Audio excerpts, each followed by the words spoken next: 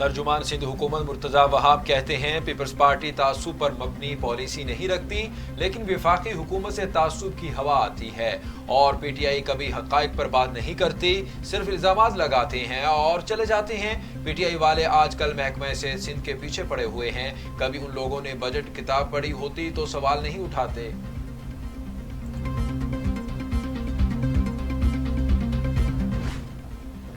Saint اجلاس میں corona virus کی صورتحال پر بحث کے دوران اپوزیشن کی حکومت کو شدید تنقید۔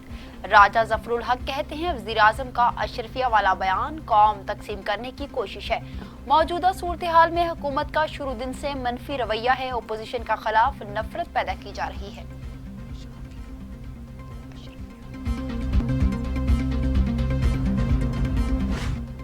شہری رحمان کہتی ہیں مشکل کی گھڑی میں وزیراعظم لاپتہ ہیں، کہاں ہے عمران خان، ملک کون چلا رہا ہے؟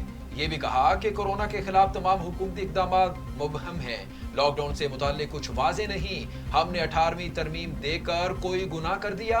روز اخلاقیات کا جنازہ نکالا جا رہا ہے۔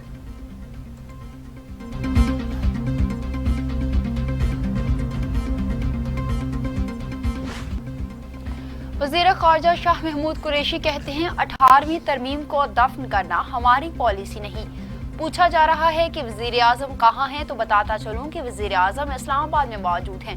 وہ روزانہ کی بنیاد پر کورونا سے متعلق اقدامات کا جائزہ لیتے ہیں۔ یہ قومی ایمرجنسی ہے اور سب کو اپنا کردار ادا کرنا ہوگا۔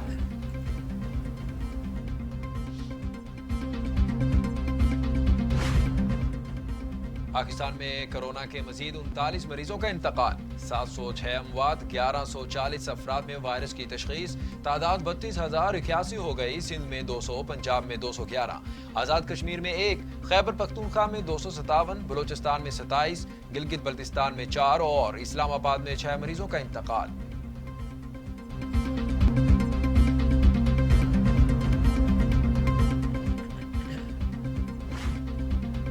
دنیا بھر میں کورونا کے 42,55,000 مریض، ہلاکتیں 2,87,000 ہو گئیں۔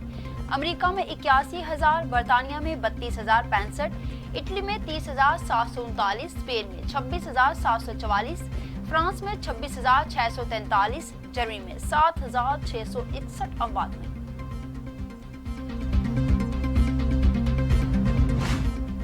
وزیر اعظم کی زیر صدارت وفاقی کابینہ کا اجلاس، کورونا سمیت 7 نکاتی ایجنڈے پر غور ہوگا، کابینہ کمیٹی برائے توانائی کے فیصلوں کی توثیق ہوگی، ای سی سی فیصلوں کی توثیق بھی کرے گی۔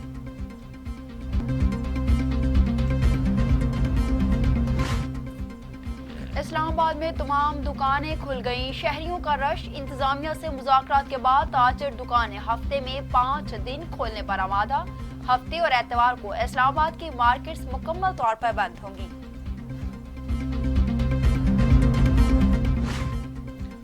عالمی ادارہ صحت نے خبردار کیا ہے کہ اگر کورونا وائرس کے کیسز کو جڑ سے ختم نہ کیا گیا تو وبا دوبارہ سر اٹھا سکتی ہے۔ لاک ڈاؤن میں مرحلہ وار نرمی امید کی کرن اور خوش آئند ہے۔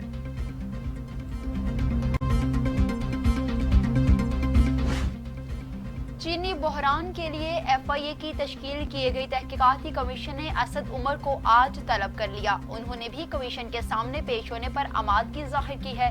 وفاقی وزیر نے گزشتہ روز بیان دیا تھا کہ چینی تحقیقاتی کمیشن وزیر اعظم عمران خان کو نہیں لیکن مجھے ضرور بلائے۔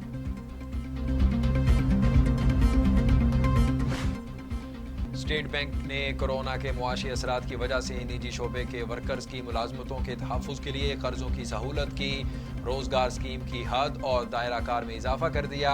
روزگار اسکیم کے تحت قرضوں کی حد 20 کروڑ سے بڑھا کر 50 کروڑ روپے کر دی گئی۔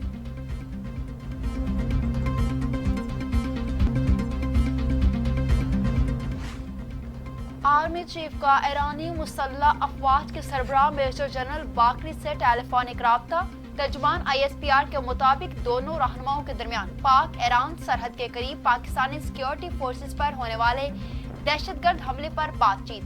آرمی چیف کا پاک ایران سرحد پر دہشت گرد حملوں پر تشویش کا اظہار۔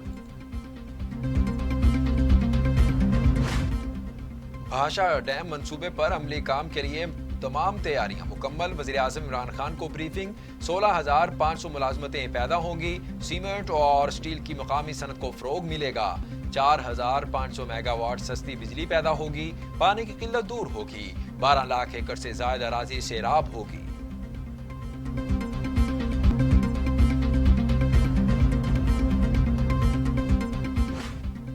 احتساب عدالت میں رمضان شوگرز مل کیس کی سماعت۔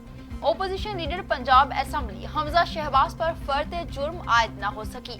کرونا وائرس کے خدشات کے باعث حمزہ شہباز کو عدالت میں پیش نہیں کر سکتے، سپرنٹینڈنٹ جیل کا موقف۔ قومی اسمبلی میں بلاول بھٹو زرداری کے وفاق سے گلے شکوے، کہا سندھ سے جو وعدے ہوئے پورے نہیں ہوئے، سیاسی پوائنٹ سکورنگ نہیں، وفاق کا ساتھ چاہیے، جو ہونا چاہیے تھا ویسے نہیں ہوا، آج بھی وفاق سے درخواست ہی کر سکتے ہیں۔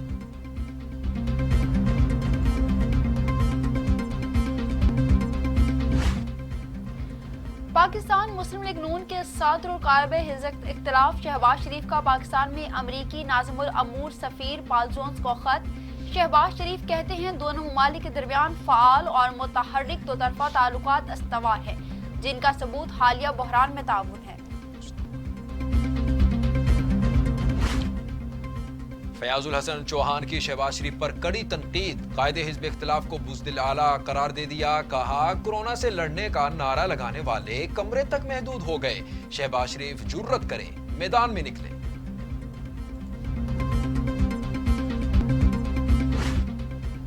ووہان سے طلبہ کی واپسی کے لیے تمام انتظامات مکمل، چین سے پروازیں 18 مئی سے شروع ہوں گی۔ پاکستانی سفیر نوانا ہاشمی کہتی ہیں ووہان سمیت مختلف چینی شہریوں میں 1300 پاکستانی زیر تعلیم ہیں۔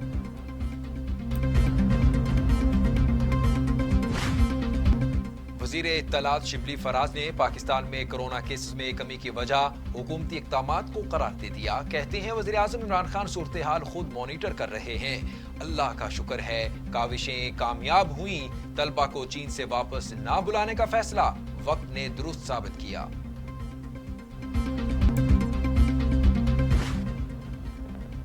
طلبہ کو بغیر امتحانات پروموٹ کیسے کریں، خصوصی اجلاس میں فیصلہ نہ ہو سکا، بورڈ نے سفارشات کے لیے وقت مانگ لیا ہے۔ وزیر تعلیم شفقت محمود کی زیر صدارت اجلاس اب جمعہ کا ہوگا، حتمی فیصلہ 29 تعلیمی بورڈ سے مشاورت کے بعد ہی ہوگا۔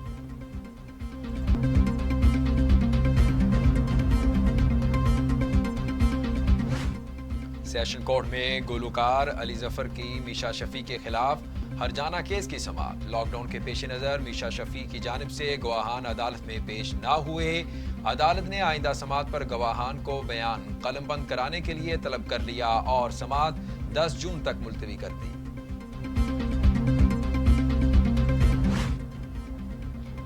سی ٹی ڈی کی بہاول نگر میں کارروائی، 2 دہشت گرد گرفتار کر لیے، گرفتار دہشت گردوں میں عمر فاروق، اکرم شامل ہیں۔ دہشت گردوں کے قبضے سے بارودی مواد، بال بیننگ اور ویپنز کی آئی ڈی برآمد۔ دہشت گردوں کا ہدف بہاول نگر میں حساس تنصیبات تھیں۔ گرفتار دہشت گردوں کا تعلق کالعدم تنظیم داعش سے تھا۔